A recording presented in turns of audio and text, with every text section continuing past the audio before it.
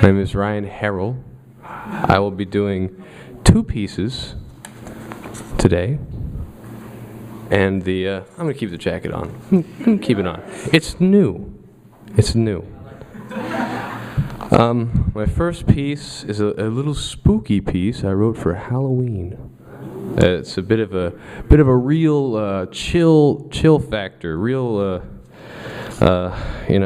ghosts and goblins, fear factor. Some of you will leave because you will be so scared. It's called Hilary Duff Calls Mylie Cyrus a Bitch.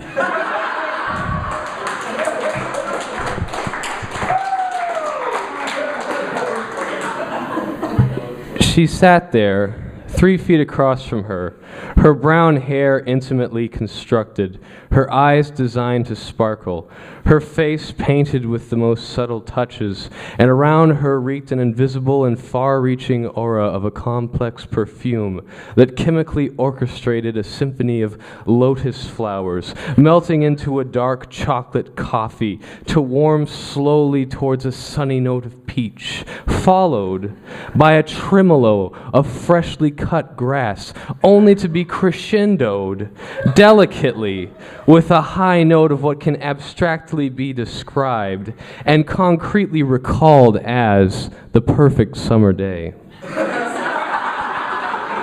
Farther reaching still was the collective knowledge of her existence within the room. This aura was simultaneously amplified and reverberated as it spread through the room and anointed her immediate social surroundings like holy water.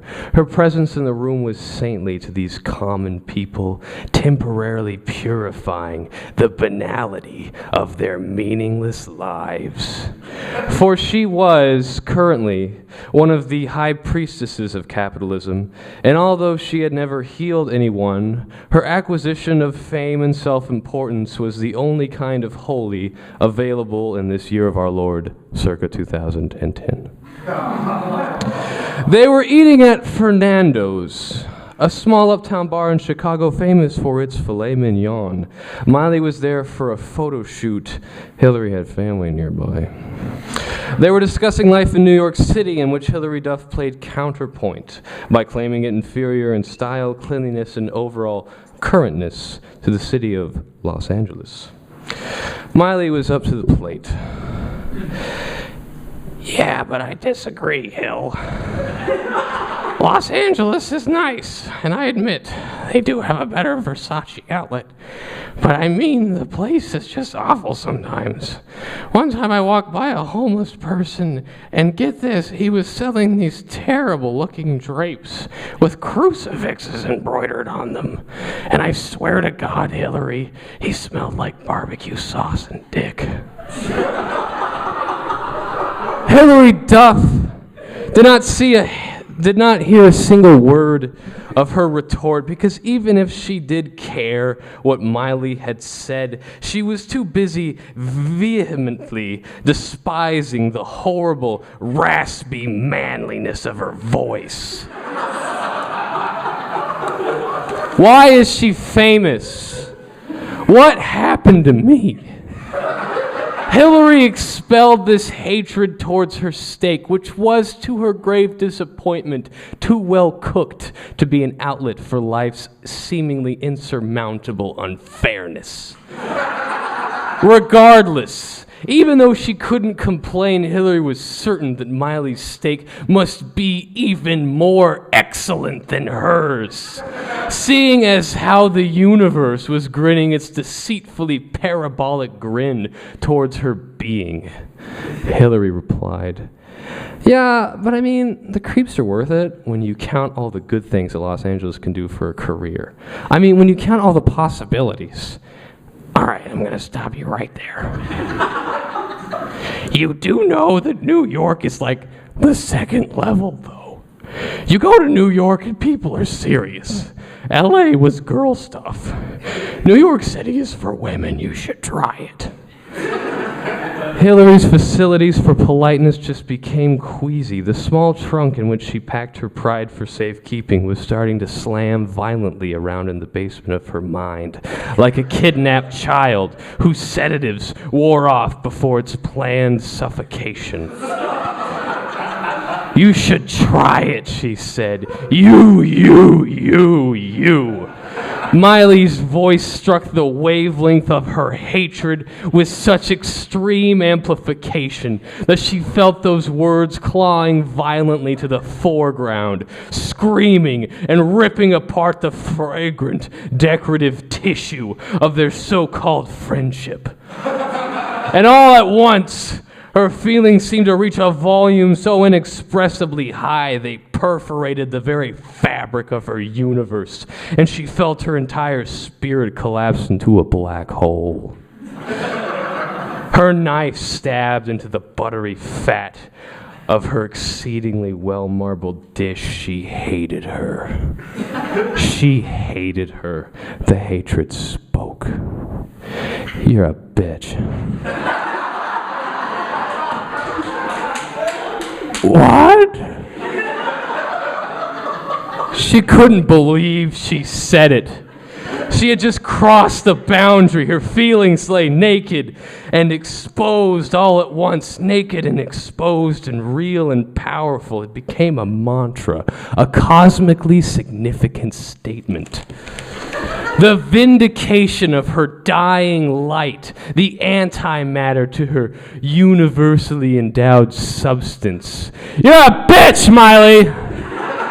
She yelled it this time. She was enraged. She was herself. She was God, and Mylie was nothing. Nothing but a deliciously hurt look on her face. She couldn't even understand. "Fuck you, Mylie Cyrus, you bitch!" She screamed it. 45 separate famous filet mignons were interrupted in mid-bite as all the eyes in the room grew aware of her in a rapidly expanding spiral, as silent as space itself. She was a black hole. She was the black hole sucking in the center of the entire fucking universe. Hilary grabbed Mylie's hair at the roots and felt her scream shatter the silence like a shotgun blast to the head. Her fingers raked the skin of her scalp as if it were the sand of a Zen garden. She pulled her face forward and threw her to the ground. Mylie's face hit the wood floor of the bar with a thud that wasn't loud but thick, like two bowling balls hitting each other. The patrons were so silent, you could only hear the air conditioning shutting off and on. And then the silent sobs of Mylie as she rose, her beautiful billboard of a face broken. One well-manicured hand tried in vain to keep her nose from gushing blood all over her white designer party dress. Hilary wished her clothes could be stained forever. "You're a bitch." She said it again. It felt so good. In the current moment, she had become the object of an attention so full that she had a strange feeling that this would be her penultimate performance.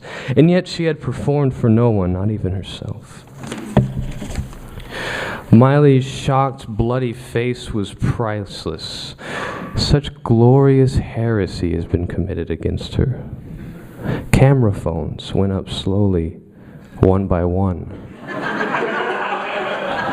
as if they were part of some social photosynthesis, digitally converting her hatred into its desired form. Humor or intrigue or entertainment tonight. The black hole was rendered invisible, but had turned Hilary Duff into something entirely new. She had created for herself anti-fame. Be sure to catch I've Had a Duff, the new reality dating show starring infamous bitch Hilary Duff, as she tears apart the men who try to love her. Only on VH1. Hilary was back. Thank you.